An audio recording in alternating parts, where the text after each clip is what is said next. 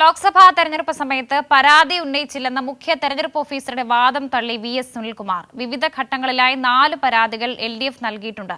ലോക്സഭാ തെരഞ്ഞെടുപ്പ് സമയത്ത് തങ്ങൾക്ക് നൽകിയ പരാതി എവിടെ പോയെന്ന് ഭരണാധികാരിയായിരുന്ന കൃഷ്ണതേജ മറുപടി പറയണമെന്നും വി.എസ്. സുനിൽകുമാർ ആവശ്യപ്പെട്ടു.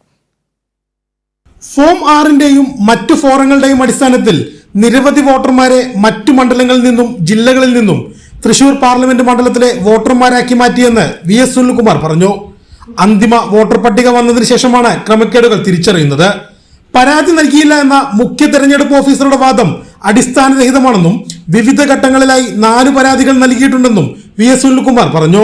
2024 കൊടുത്ത പരാതിയിൽ ഞങ്ങൾ പറഞ്ഞു, തൃശൂർ ലോക്സഭാ മണ്ഡലത്തിലെ വിവിധ ബൂത്തുകളിൽ സ്ഥിരതാമസക്കാരല്ലാത്തവരുടെയും അന്യ സംസ്ഥാന തൊഴിലാളികളെയും പ്രദേശങ്ങളിൽ കേട്ടുകേൾവി പോലും ഇല്ലാത്തവരുടെയും വോട്ട് ചേർത്ത് വരുന്നതായി ശ്രദ്ധയിൽപ്പെട്ടിരിക്കുന്നു.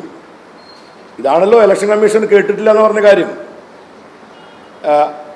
അടഞ്ഞുകിടക്കുന്ന വീടും ഫ്ളാറ്റുകളും അപ്പാർട്ട്മെന്റുകളും കേന്ദ്രീകരിച്ചും വോട്ടർ പട്ടികയിൽ നിന്നും ID കാർഡ് നമ്പറുകൾ, വീട്ടു നമ്പറുകൾ എടുത്ത് വീടുകളിൽ താമസിക്കുന്നവർ പോലും അറിയാതെയും വ്യാജ വാടക കരാർ ഉണ്ടാക്കിയും സ്ഥലമില്ലാത്തവരുടെയും പ്രദേശത്ത് താമസമില്ലാത്തവരുടെയും വോട്ട് ചേർക്കുന്നത് വ്യാപകമായി നടക്കുന്നതായി വിവരം ലഭിച്ചിട്ടുണ്ട്.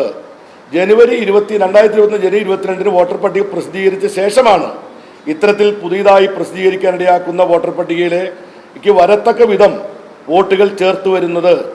അതിനാൽ മേൽക്കാര്യത്തിൽ സമഗ്രമായ അന്വേഷണം നടത്തി അടിയന്തരമായി സത്വര നടപടികൾ സ്വീകരിക്കണമെന്ന് താൽപര്യപ്പെടുന്നു. കൂടുതൽ ആരോപണങ്ങൾ വന്നതോടെ തിരഞ്ഞെടുപ്പ് കമ്മീഷൻ വെബ്സൈറ്റിൽ നിന്ന് വോട്ടർ പട്ടിക നീക്കം ചെയ്തത് വിവരങ്ങൾ ഒളിച്ചുവെക്കാനാണെന്ന് സംശയിക്കുന്നതായും വി.എസ്. സുനിൽകുമാർ പറഞ്ഞു. ഈ ഒരു മറുപടിയും തരാത്ത ഭരണാധികാരിയാണ് എന്നോട് പറയുന്നത് ഞങ്ങൾക്ക് പരാതി കിട്ടാത്തത് കൊണ്ടാണ് നടപടി സ്വീകരിക്കാതിരിക്കുന്നതെന്ന് പറയുന്നത് പച്ചക്കള്ളമാണ്.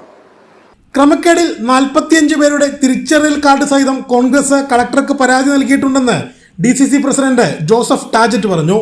ഇതിലുള്ള പ്രോബ്ലം എന്താണെന്ന് വെച്ചാൽ നമ്മളിപ്പോൾ ഈ ഒരു കാര്യം എന്ന് പറയുന്നത് നിരവധി ക്രമക്കേടുകളിൽ ഒരു കാര്യം മാത്രമാണ്. ഇതിൻ്റെ ഒരു പ്രത്യേകത എന്താണെന്ന് വെച്ചാൽ ഇലക്ഷൻ കമ്മീഷൻ നൽകിയിരിക്കുന്ന നിബന്ധനകൾക്കുള്ളിൽ നിന്നുകൊണ്ടാണ് ഈ കാര്യം നടത്തിയിരിക്കുന്നത്. ഇലക്ഷൻ കമ്മീഷന് മുമ്പിൽ പോയി കഴിഞ്ഞാൽ ഇതൊരു ക്രമക്കേടാണെന്ന് അവർക്ക് തോന്നണമെന്നില്ല. എന്തുകൊണ്ടാണെന്ന് ചോദിച്ചാൽ അവർ പറയുന്ന അനുസരിച്ചാണ് വോട്ട് ചേർത്തിരിക്കുന്നത്. കൈരളി ന്യൂസ്, തൃശൂർ.